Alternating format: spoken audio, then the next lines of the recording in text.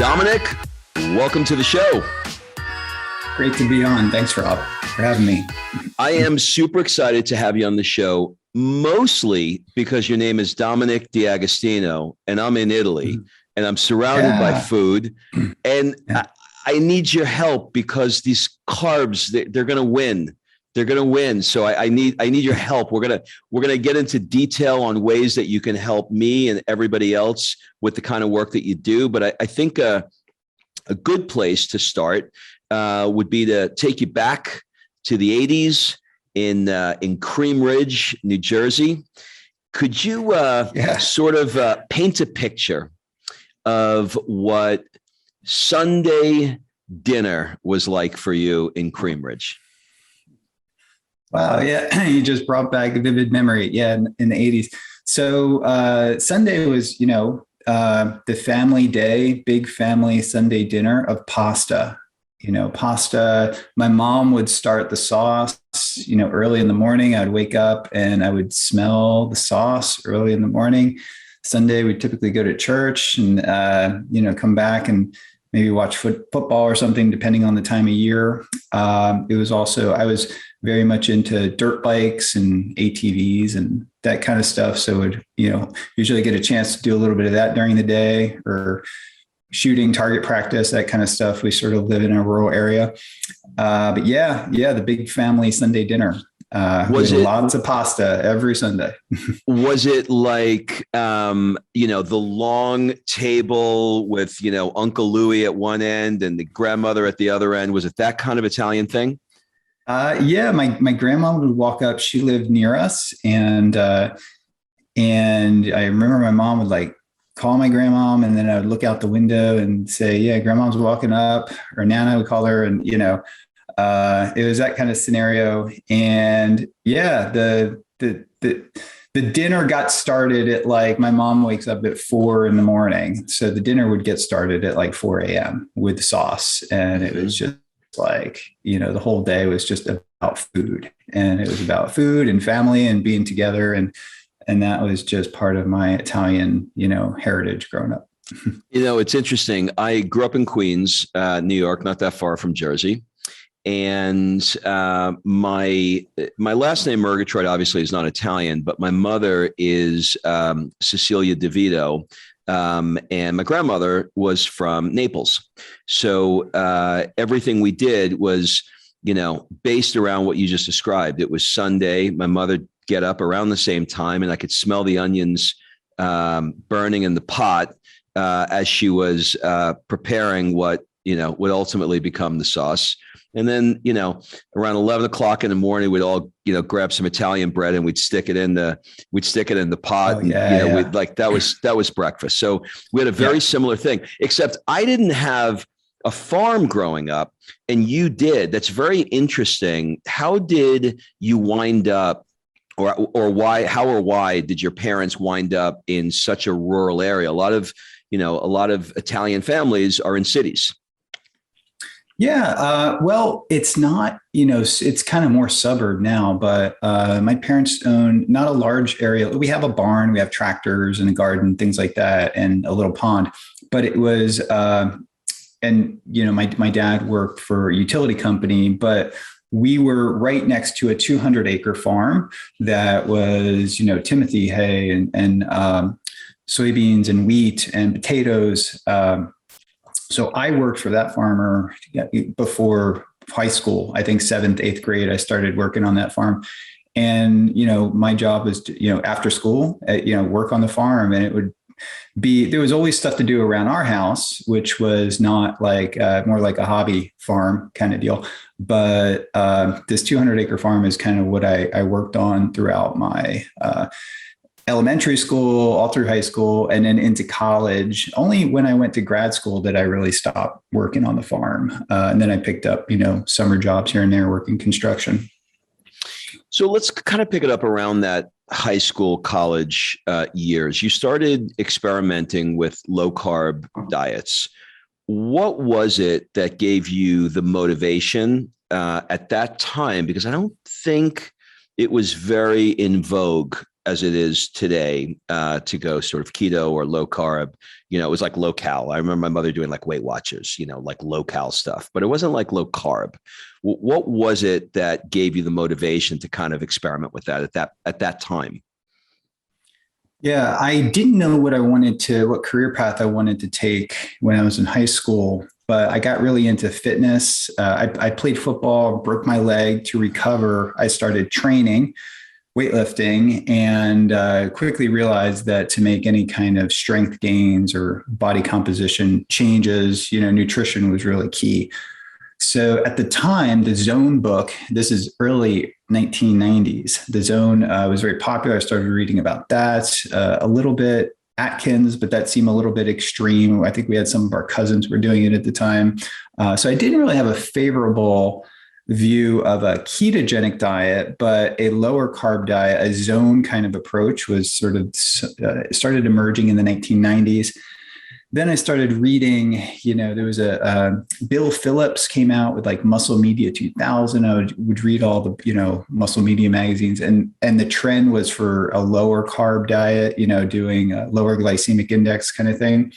And that I got really engaged in nutrition and decided to study that and biology in undergrad, and kind of quickly realized that there's not a whole lot of like career paths in nutrition, really. So focused more on the biology, but I still studied the two different disciplines, and that led me to neuroscience. And long story short, I did a neuroscience degree for my PhD and physiology for my PhD, and then later when I did my PhD and I was funded by the Office of Naval Research.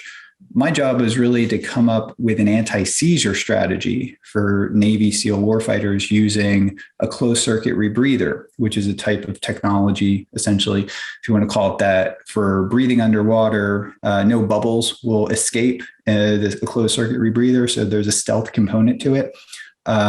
Very advantageous from a stealth standpoint. The disadvantage is the high concentration of oxygen if you dive too deep or too long. So there's no way to predict or prevent oxygen toxicity. So, and I discovered that the ketogenic diet actually is a very powerful anti-seizure therapy, and it had been used since 1921. So I was still very interested in nutrition from a fitness point of view, and thought it would be cool to bring nutrition back into my research program. So I delved into the ketogenic diet, and then later development and testing of ketogenic strategies, including ketone supplements and ketone esters and that sort of thing. All right, let's. I want to take it back to Bill Phillips, because I remember that time. In fact, I remember doing my own before and after with him. He was all the rage. That Muscle Media 2000 thing was a big deal. In fact, when I moved from LA to here, and I was going through all my shit in the garage, I found the picture, my before and after at that time. So it's funny that you brought that up. But did you happen to catch recently his bout with COVID? Did you see that? I did. Yeah. I saw it on Facebook. I think it came up. Someone had shared it. And I communicate here and there with his brother, Sean, just on social media about different things, in the past, and I had been following him, but not so much Bill. But then I read the story, and I, was kind of shocked. I mean, he had COVID. He thought the natural immunity was going to protect him. Didn't, and he got hit really hard, and it's been a slow recovery, but he looks like he's doing well now. He's on the rebound. Yeah. I mean, I saw those pictures of him.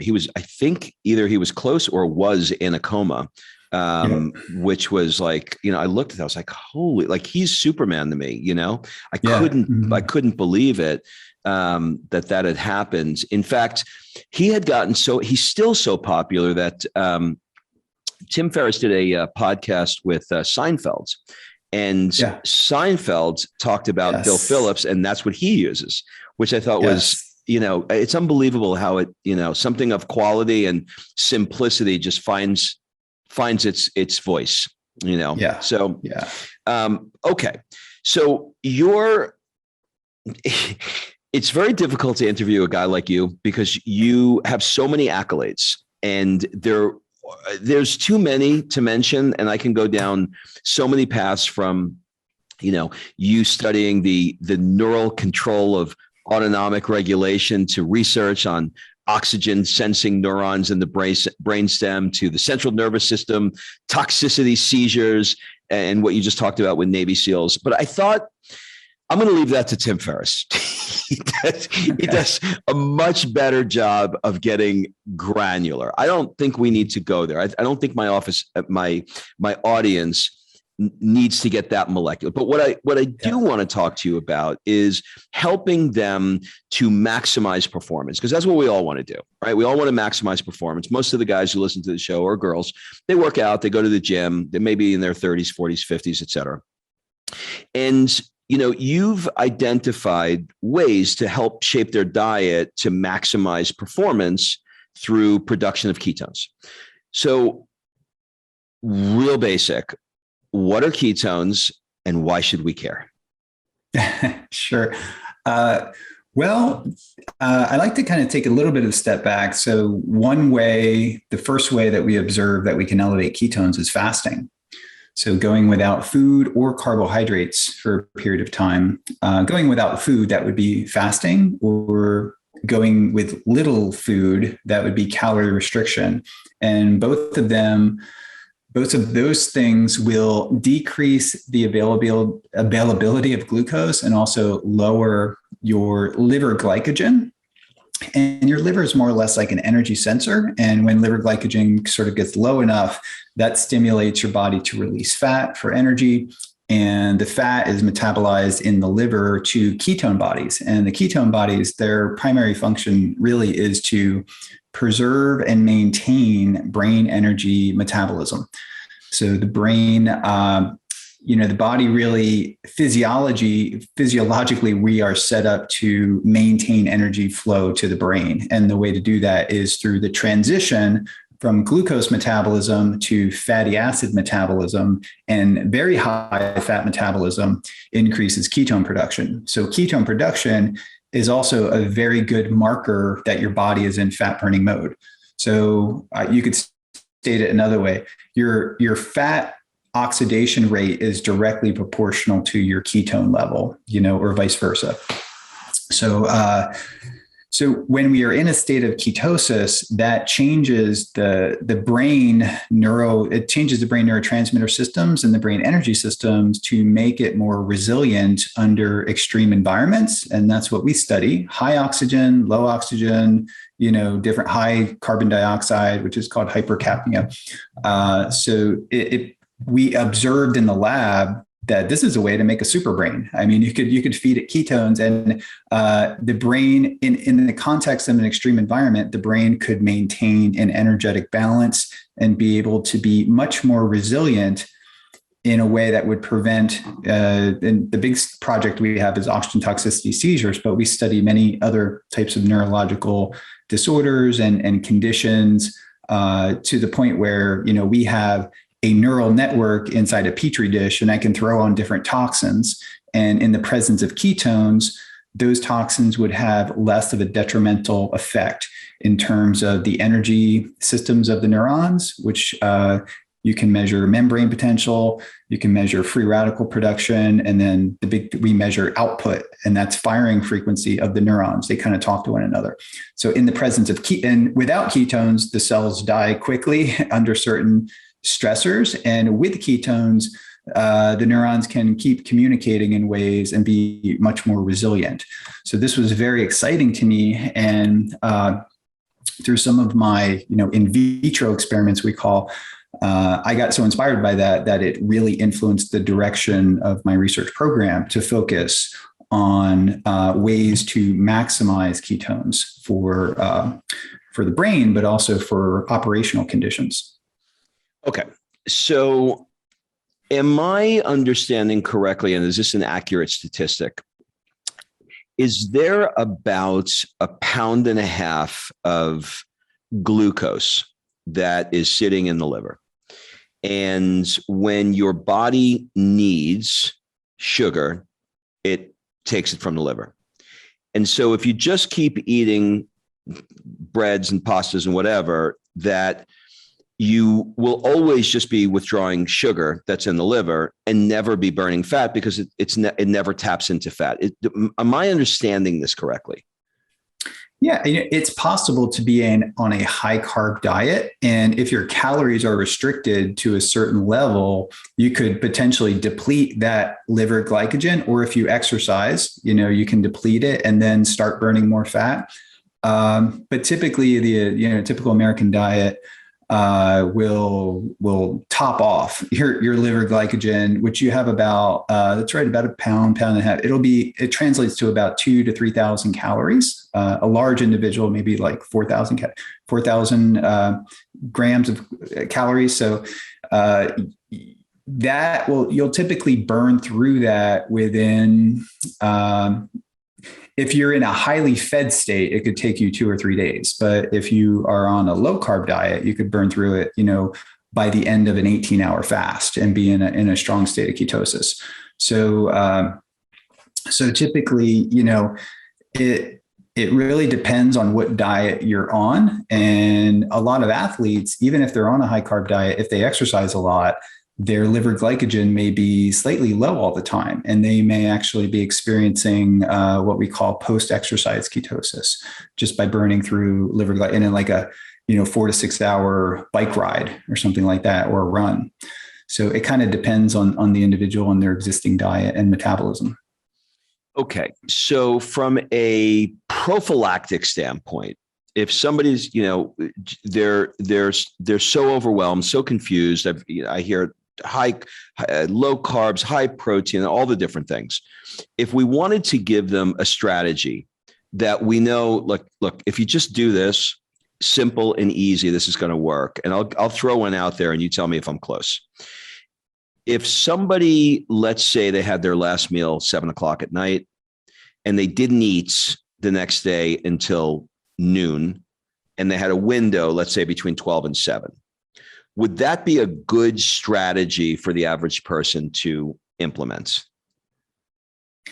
Yeah, it will depend on what their goals are, their existing body weight, if they're an athlete, if they eat all of their calories, a large carb meal late at night, they may not be entering a state of ketosis, but you don't necessarily have to be in a state of ketosis to get a lot of benefits just simply by, what I like to, so I wear a continuous glucose monitor, and I think that's a very useful tool, hardware, and then the software is part of the hardware, and it gives you actionable information. It really gives you insight into your blood glucose regulation around different meals, because some people can have a vastly different glucose response. My wife, for example, is an incredible carbohydrate metabolizer. So if she eats a meal, like, she spikes less than I do, maybe because I've adhered to a low carb for so long.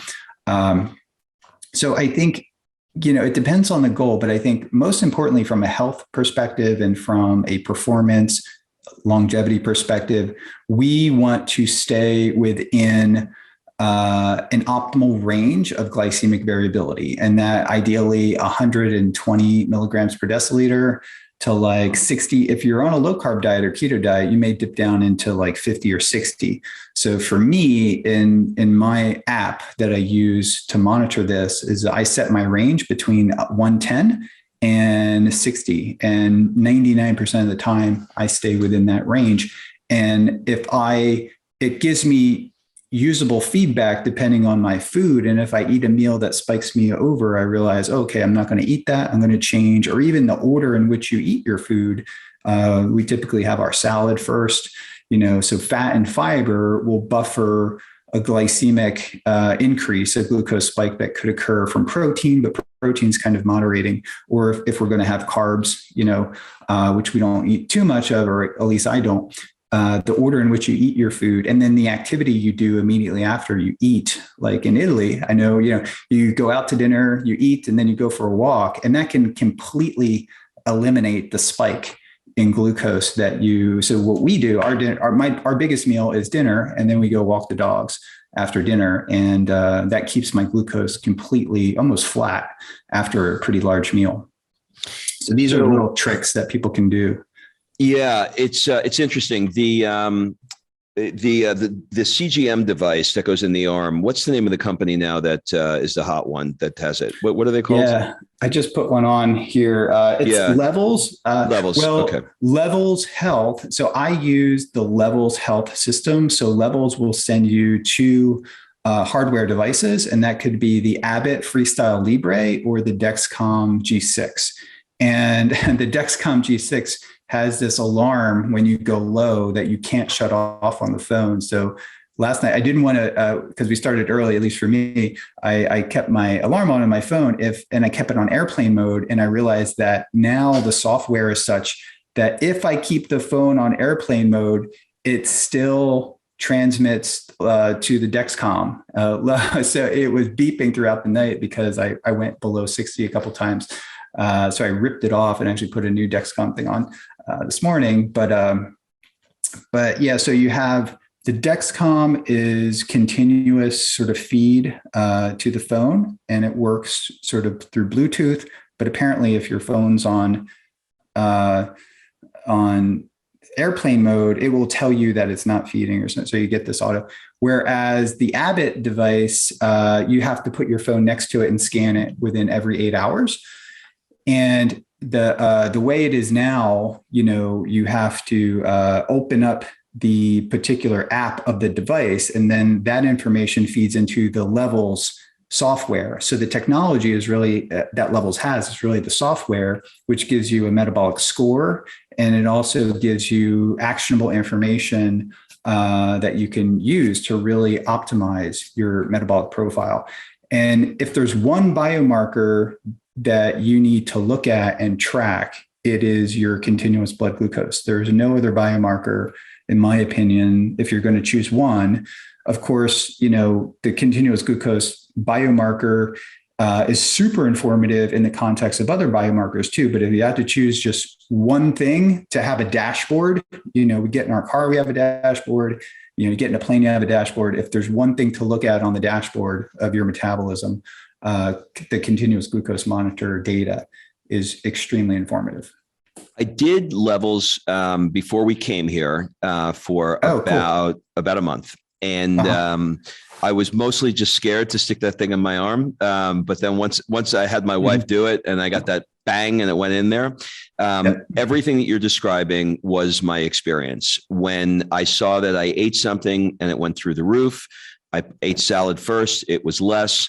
And when I walked after it, that postprandial thing leveled out quite a bit. It was pretty remarkable. What I'm going to do is pop it in probably next week, because what I noticed is in LA, my Apple Watch told me I walked about 5,000 to 7,000 steps a day, just unintentionally, just whatever, walking around the house, et cetera. Here, I don't have a day go by where I don't do 20,000 steps. It's and this is me and my wife. This is just like going to the grocery store and back, walking. We got a terrace that looks over Florence, so it's like walking up the. You know how Italy is, walking all the way up those steps. So we are always walking, which leads me to my next question, which is, why are these Italians so skinny? They don't look like Tony Soprano, American Italians. They are they're drinking wine to the point where I have no idea how they are doing it at the level they're doing it. Maybe they're drinking less. I don't know. But if I go out to lunch with my attorney, he's having wine at lunch. If I go to dinner, there's nobody at any table anywhere that is not drinking wine or has a bottle of wine at the table. And it is really difficult to find a restaurant here that does not have 90% pasta. So my first question is, why in countries like Sardinia, the blue zone where they're living to be 100 and they're drinking wine and eating pasta all the time, and places like this where they're, not as high as Sardinia, but they're certainly living healthy, fulfilling lives. And they don't seem to be gaining weight. What's going on here? Yeah, you bring up a good point that I observed too, just traveling through Europe and Italy. It's definitely, there's a cultural component, people are more active, they get out and about and walk around. If we're stuck in a subdivision, a lot of people just stay in their house or whatever. But I think there's the abundance of food, obviously is probably higher and cheaper in the United States. And the type of food, when I went to Italy, I, brought my glucose tracking devices and things like that. And it just seemed like pizza in Naples or, I don't know, all the different foods that we ate did not have the same glycemic response. So I think how the food is prepared, the ingredients of the food, maybe the intention that goes into it. Italians there's just so much, intention that goes into it. And there's just, and you just tend to appreciate the food that you're eating instead of just mindlessly eating. And I really love and embrace that culture. And I'm kind of jealous that you're there. Some of my best trips have been, going through Italy and, and traveling around with friends. And I miss that. And I think, it's a combination of physical activity and food quality, and to some extent food quantity too. Although I remember eating very large amounts of food, but it's still, I always end up losing weight when I do a trip in Italy. I cannot, it's magic. Like, imagine being in the most beautiful city in the world. Like, I think Florence is the most beautiful city in the world. Yeah, and I'm like drinking wine, eating pasta and losing weight. It's so bizarre. And being in LA, it's like I'm sticking CGMs in my arm and I'm going to the gym and I'm trying to get my steps in. But I think we're touching on intangibles when you talk about things like intention and appreciation was the other words you said. I somehow we don't, when we're talking about, keto, those words don't usually come up, right? So it's an interesting thing about the state of minds that you're in, or frankly, the state of minds in the chef that cooked it, and perhaps the 3 to 4 ingredients that are in there versus, the 20 ingredients or the processed stuff that you're eating. Let's talk about wine. I know that you like wine too. And I also know that you have a salad every day. So do you recommend, let's talk about salad first. Why do you have a salad every day? Well, I have noticed, that eating fiber before not only carbohydrates, but eating fiber before your protein, that fiber can help to help you digest and assimilate that protein. And it actually decreases the glucose spike. You will have, it's much more moderate than carbohydrates, obviously, but it will reduce the glucose spike.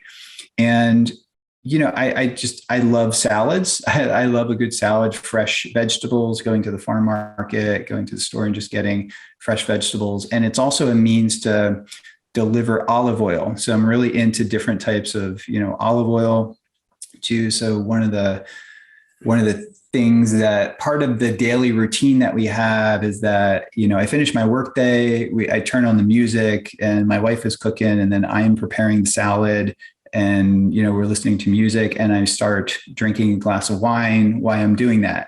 And I've actually favored a company called Dry Farm Wines, and every wine comes from a small, European farm that uses dry farm, techniques, no irrigation, and less than 1 gram of sugar per bottle. And I was able to sort of test all these wines, and there's really no glycemic response or actually a decrease in glucose because it's such low sugar. So I usually start drinking the wine before dinner as we're making dinner and salad and things like that. And it just becomes, I always grew up, having the salad first. And, we would have the pasta with the meal or after. But that I think there's a lot of phytonutrients, and I think it'll allow you to better digest, assimilate, and absorb the nutrition that comes to part of the entree meal. All right, let's dig into wine now. Where is the line for you? How many glasses is the wine for you where you say, once I cross 2, then I wind up boomeranging? Where's your number that you get the relaxation? We'll swap buzz for relaxation effects. We're not talking drunk. We're talking like where, you're letting the day go. You're enjoying a conversation with your wife. You're unlocking, that tenseness of the day. 1 glass, 2 glasses, 3 glasses. Where's your number? Mm-hmm. Yeah. Well, I do view wine really as a health food, especially if it's lower sugar wine. And I do notice when I was pricking my finger, the blood would come out easier. And I had to do, for school, for teaching the med students stuff, we covered alcohol. And it's interesting that alcohol will decrease platelet aggregation and helps to thin the blood, which I think is important. I think most of the males in my family died of stroke. So I think I actually consider, getting at least 1 glass an important health component to my diet. And I'm kind of a lightweight. With 1 glass, I start to feel it. And with 2, I really feel it, depending on if I'm eating or fasted state or whatever. But I do know I monitor my sleep with an Oura Ring.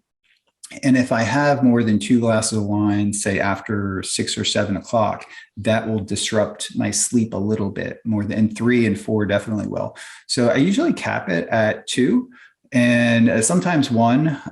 Yesterday, just 1. So, it really depends, but it's also a social lubricant. Sometimes the angst of the work day is sort of permeating me and kind of on my mind. And when I can sit down, with my wife and have a glass of wine, it tends to, it's like a social lubricant. And I just feel a little bit of a relief. At the same time, I acknowledge that, I don't want to be addicted to something. So occasionally I will go without it, but I see no need going without something that I think is having a beneficial, going without coffee. Always have a cup of coffee, usually 2 or 3, sometimes 4 cups during the day. So I think I probably do have a coffee addiction. I don't think I have an alcohol addiction, but I would miss it if I didn't have it. And I view alcohol as a health food. If you look at the Mediterranean diet and there's more science. So the ketogenic diet is a clinical diet with lots of science. But if you go on clinicaltrials.gov, which I did recently to do a full review for this course I'm teaching, there's 450 clinical trials on the Mediterranean diet. And the only things that are consistent is that it has olive oil and that in the adult population, it has wine. And from the science behind the Mediterranean diet or the benefits of it are linked to those 2 things. So, and it could be, Italians tend not to overdo it too much, but it's just part of, and I remember having wine when I was a little kid. It was okay to have a little bit of wine, but it was all kept within moderation. Yeah, I think that's the key right there. It's moderation. I went to get my haircut today, and everything, by the way, in Italy, everything centers around the barber. So it's really interesting. Mm-hmm. You go to the barber and they have, every night it's aperitivo hour. So you go in there and you can have wine and they talk, whatever. And then on Saturday, all the men go and they talk about, girls, and they talk about football. And, but anyway, I had a conversation with the barber today, and he was telling me his grandmother's 93. And we had this conversation, we were talking about wine, and he said, glass of wine at lunch and a glass of wine at dinner. She's from Sicily. And he said, it's my whole family. I said, does it stop at 1? And he said, yeah, not usually, unless it's a wedding or something, it's usually. So moderation, I think is where we get crazy, right? They're not winos where they're, rolling in the streets, but they're not abstinent where they're not doing it either. So I love that. You mentioned that you're a professor. You're a tenured professor now. Congratulations on that. I know that that's not easy to do. And you are currently teaching medical school students at Morsani. Is that how you say it? Morsani? Morsani College of Medicine. Yeah. Mm-hmm. Okay. All right. And you're teaching neuropharmacology. How much training are medical students getting in nutrition? And if the answer to that question is not much, what would you change about that? Yeah, I teach undergrad, master's, PhD students, and medical students. And the neuropharmacology is more of that's a PhD level course, but I do teach in what is called the scholarly concentrations in nutrition program. And the med school more or less made that like an elective. It's sort of like an add-on to, and I think, we had to work hard to even get that. I was on the curriculum development committee for the med school. I did like a 3-year rotation. There was no way we were getting like medical, that we were getting nutrition, like hardcore nutrition courses into the required curriculum. Although nutrition is so popular, there is quite a few students, that are part of this. So nutrition is still not prioritized in, classical, conventional med school, probably because it's not on the USMLE, the boards. So students the curriculum is already so compressed and so condensed. It's like drinking from a fire hose of information. And the university typically wants their students to do as best as possible on the board scores, because that makes the university look good. And if we cram in nutrition stuff that's not on the boards, then they have less time to study for the boards. And, we want good Blue Ridge rankings on the boards. And that's how the university likes to boast that they're sort of at this, they're number 34 last year, and, they're 25 this year or whatever on the ranking. So it's all about, it really is all about. So to change that, and, it's important for university professors and people to write to the national board and say, nutrition is the cornerstone of our health, and we need to start focusing on prevention. So we could manage many of these chronic diseases of aging and really make inroads. We can spend a little money now, or we could spend a lot of money later. That's even a perspective from the healthcare industry to the insurance agencies. So that's why, companies like United Healthcare are actually sending out CGM devices to pre-diabetics. So if they can catch it early and manage it, then they're not shelling out massive amounts of money once it becomes overt type 2 diabetes and all the comorbidities that's associated with it. It could cost hundreds of thousands of dollars to manage a patient. But if you get them a CGM device and they become aware that their meals are pushing them more towards being a type 2 diabetic, then they can stop the problem before it becomes a clinically defined problem. We talked about levels, and that being a great dashboard for you to have. I know that you have been dabbling in devices like Biosense and a few others, and doing some comparative work around it. I had a buddy fly out a couple of weeks ago.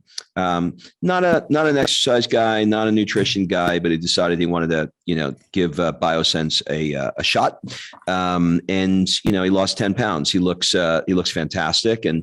And we were having a conversation around it. He said, I don't know. It just seems like it's logical to me. On Monday, I just, I do a whole, basically a 36-hour fast from Sunday night until Tuesday afternoon. And I dump the glycogen out, and I try and be clean, for the rest of the week. So the question I have for you is, what is your thoughts on a device like Biosense? And if you want to share, what do you think about Biosense particularly? Yeah, I have become impressed with Biosense over time.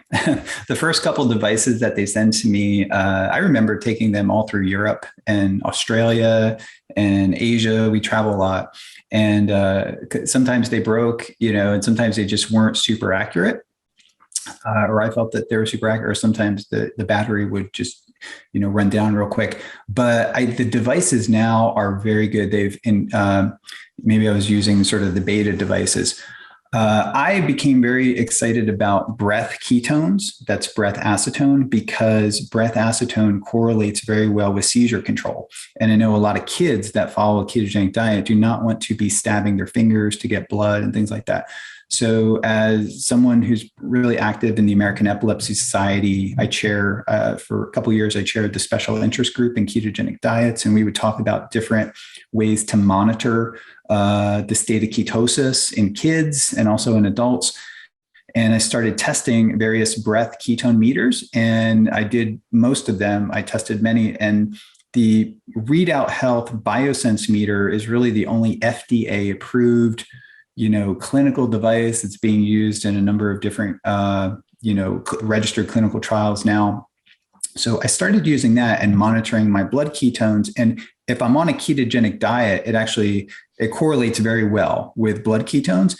And if I'm in a fasted state, your body tends to use the blood ketones and kind of dispose of them. The tissue sucks it up. And blood ketones are really not a super accurate way to measure your state of ketosis, I think, if you're in a calorie deficit or you're fasting, because I could have, unless you're completely sedentary behind your desk, but if you're walking in Italy, walking around and stuff, your tissues will suck up the blood ketones, and you'll register kind of low, even if you're fasting. It seems kind of strange, but your breath ketones will be high. And I think breath ketones are a very accurate, more accurate way to measure your fat burning mode. So and I can smell it on my breath. It's almost like I'm smelling the exhaust of burning fat. Like I can taste it in my mouth, and I can almost predict what my Biosense meter is going to tell me. And it's a heck of a lot easier and a lot cheaper too, to just puff in this device and you get an accurate reading, and I don't have to prick my fingers. I don't have to buy the expensive strips. I can puff into it thousands of times and don't have to, pay for calibration or things like that. It'll auto calibrate. So it becomes a very practical, cost-effective tool that's very, very useful, especially when you're fasting or you want to monitor your fat burning state. It's mostly used clinically now, but I think I see it just having a much more practical application for the everyday person who does not want to pay and buy strips and prick their finger. So if you had to pick one, I think you answered this earlier, but I just want to make sure I understand. If you had to pick one, the levels or the Biosense? Which one? Oh, okay. So glucose it really depends on. So if you are on a ketogenic diet, I think if you're on a ketogenic diet, your levels data is going to be very boring. You're going to see a flat line of glucose. But if you want to enjoy carbohydrates, so if you're on a purely ketogenic diet, the Biosense device is ideal. That will be very, very useful for monitoring your state of ketosis. And if you've maintained a ketogenic diet continuously, your glucose is going to be completely flat, pretty much. So, but if you want to enjoy carbohydrates and you want to understand what different carb meals and different meal combinations are doing to your blood glucose, by all means, get the level system, continuous glucose monitoring system. And you don't have to use it like I've worn one for well over a year now, but I think, just 28 days, you'll get a lot of insight. Whatever you're going to eat within 28 days is usually what you're going to eat. Unless, what we do, people send us food all the time, keto food. So it allows me to validate the true low carb nature of some of these snack foods that are being developed and sent to us. I was going to ask you that because after about a month or so, you kind of eat the same shit over and over again. So I'm like, why would you continually wear it? And then when you said you're doing it for a year, I'm like, what? Like, why would you have that in? But you're in a, you're the poster child right now for keto. So I'm sure that you have a lot of things that are flying at you, people asking you all kinds of questions. Yeah, I think 80%, like you'll learn like 80% of what you'll need to know within the first, levels will send you 2 week devices. So it's 28 days continuous. But then again, if you want to travel, go to Europe, check different, foods. And I'm Yeah. always, we're running a clinical trial right now with the Levels device, a registered clinical trial in individuals that are using a low carb approach to optimize their metabolism. And the question is, does using a Levels CGM system allow an individual to make better food choices? Is it a behavioral tool? So even if we know what to eat, I think digital technologies that can modulate behavior is actually more important than just tracking that, biometric or tracking that biomarker. Oh yeah. Oh yeah. So when I had that thing in my arm, I was really careful about what I shoved in my face because I knew I was just going to see it. I mean, it's like, boom, here you go. This is what you did. Look at the mess you made. Yeah. How much do you think it cost me for those Libre replacements in Italy in a pharmacy? How much do you think it costs? Oh, I know. Yeah, US is kind of unique in that you need a prescription, right? But I know even in Canada, you can buy them over the counter. I do know the price in Canada. A couple of people told me, but I don't know what they are in Italy. So I would say a Libre device would be maybe 50, $70 or something like that. Or $8. Under 50? $8. Wow. It's crazy. Wow, that is crazy. Yeah. All right. So as we run into the sort of like the last few minutes that we have together, I want to move a little bit into the personal side of your life. I'm going to ask you some questions that are going to fall into these are weird. Why is he asking me these questions? But just roll with it. Sure. What kind of heavy metal do you listen to when you're working out? I like the group Disturbed. If I really need to get amped up, Disturbed and even the old stuff like AC/DC and Guns N' Roses stuff. Yeah. Interesting.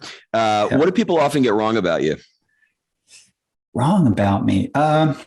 I don't know. I come across as being very passive and maybe patient, but internally I'm pretty like go type A. But many people say I'm overly like passive and just like, but I do not feel like that. I feel, yeah. My father used to say, still water runs deep. Yeah. What's one thing that you have not gotten to in your life that if you don't get to, you're going to have massive regret? Like I haven't done this yet and I need to get to this. Man, I'd have to give that some thought. I do have a bucket list.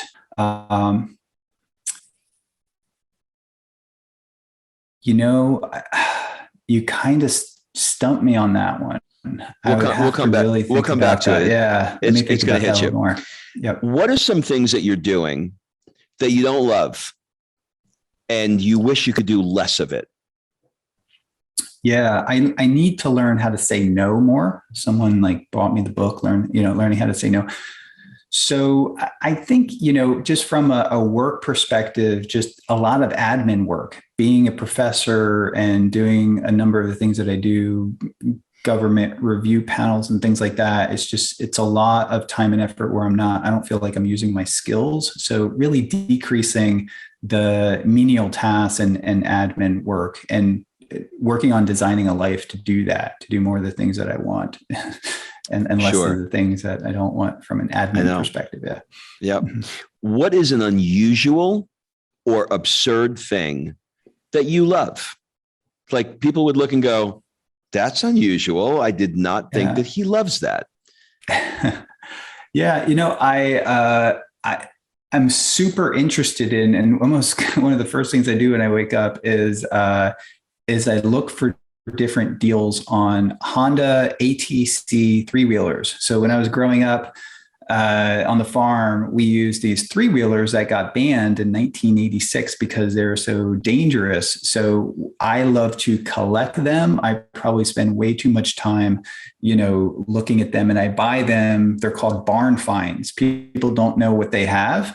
And now they're collector's items. So I buy these three-wheelers and I fix them up and I restore them to maybe there's a nostalgic component to that, but they're a heck of a lot of fun. That's exactly what I was after. If you could spend 1 month anywhere in the world, where would it be and why? You know what? We went to Alaska during the winter time and did some skiing and things like that. And I would love to explore Alaska in more around this time of year, actually, but we were just too busy to go this time of year.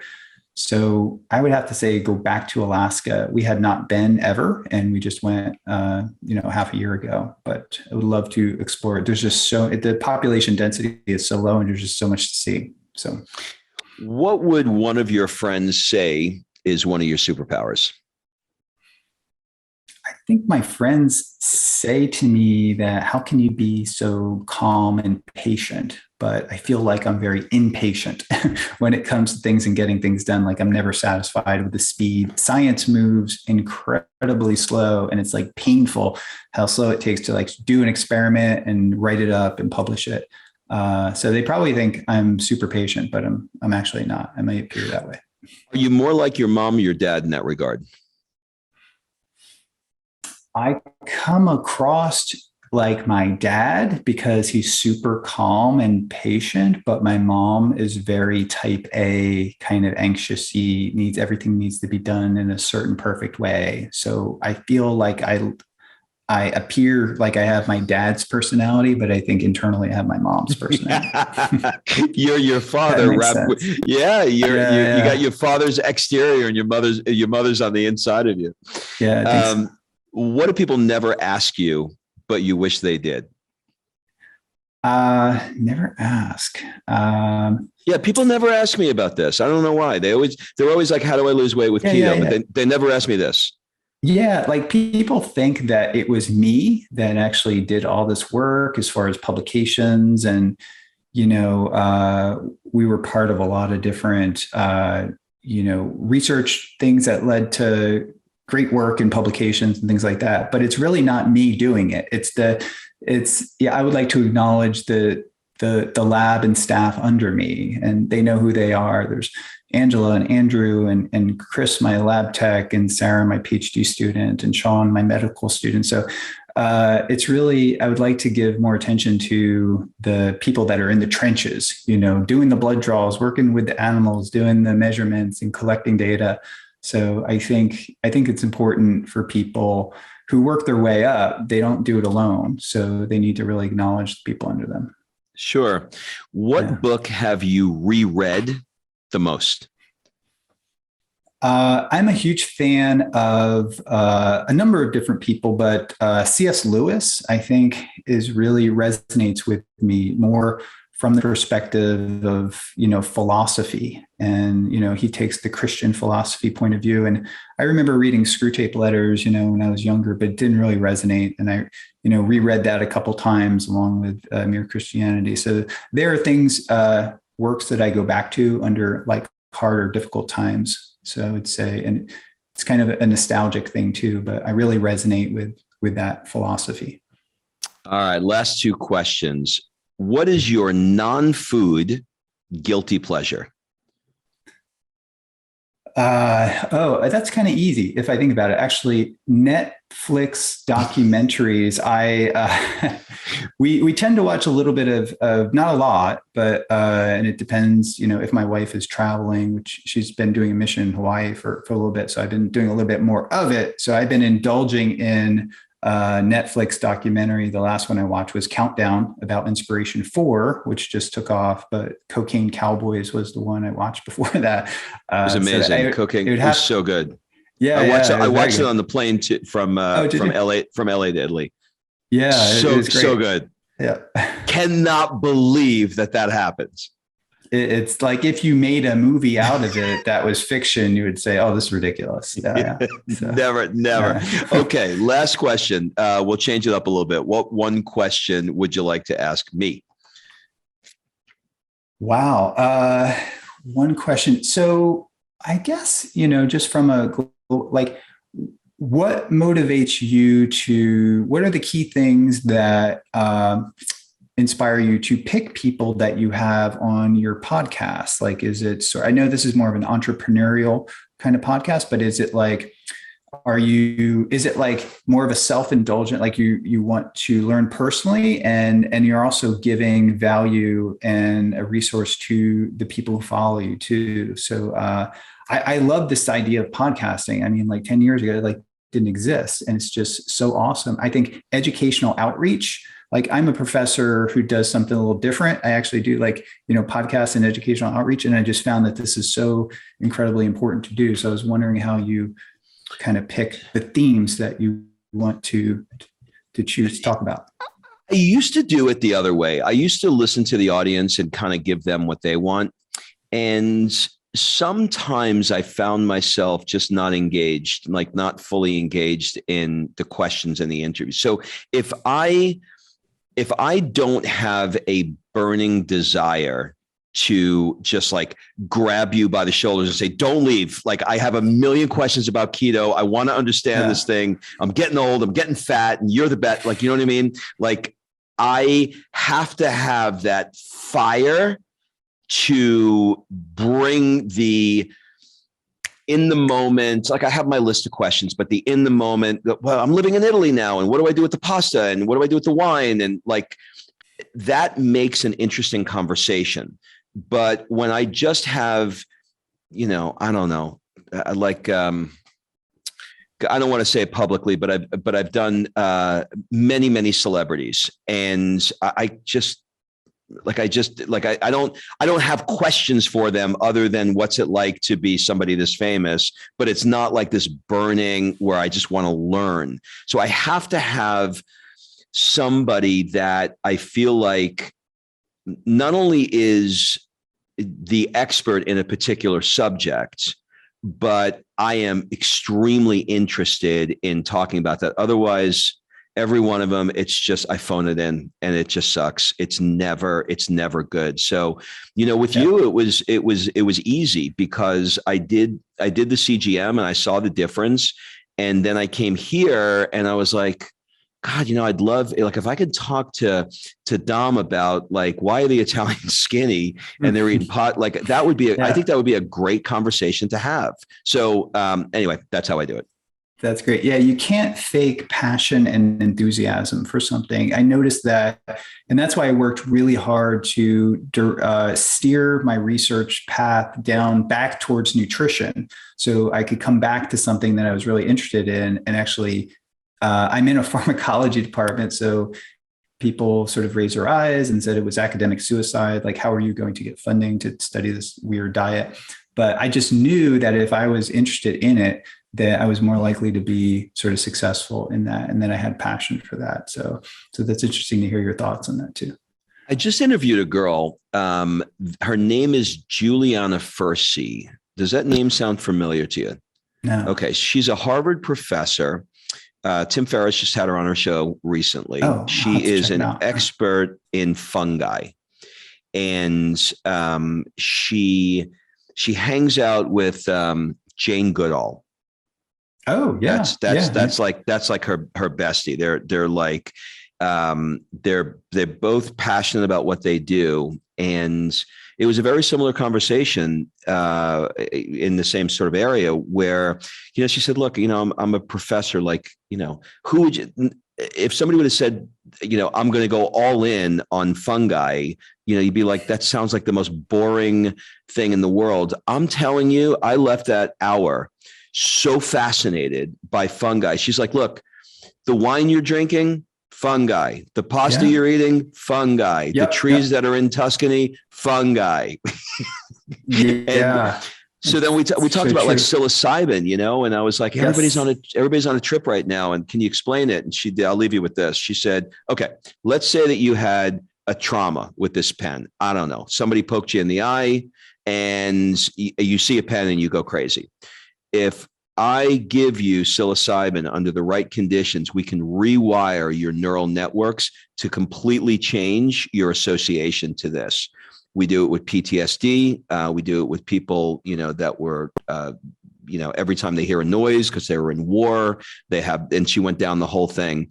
And I'm a mushroom fan. I mean, I was fascinated by mushrooms. So sometimes it's like, it's not that I have an interest, but it's like, I don't understand it. Like, why is everybody talking about going to a shaman now? Every friend I have in LA with a big hat is going, oh my God, it's amazing. You got to go do a psilocybin. You know what I mean? Like, so what is it? Why are they? So I have to have at least the high level curiosity, context, or I have to have like very granular, like I have very specific questions that I want to ask you because I don't understand this. So it's very self-serving.